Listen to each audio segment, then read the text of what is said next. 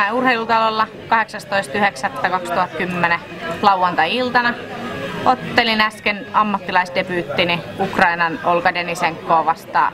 Ottelu päättyi tekniseen tyrmäykseen ensimmäisen erän aikana ja mun voittoa.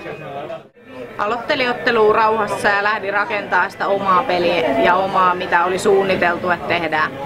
Tiesin, että tytöllä on potkunyrkkeilytausta, joten varmasti potkii paljon ja on hyvä siinä omassa jutussaan.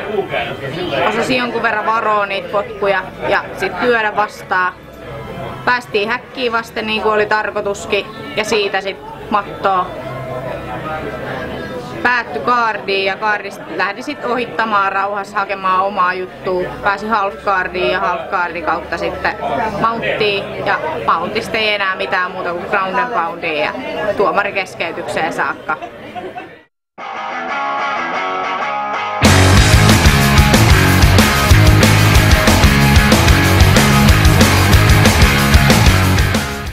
Nyt on Fight-festivaali-aikaa, 4 viikkoa. Siellä olisi tarkoitus otella seuraava ottelu.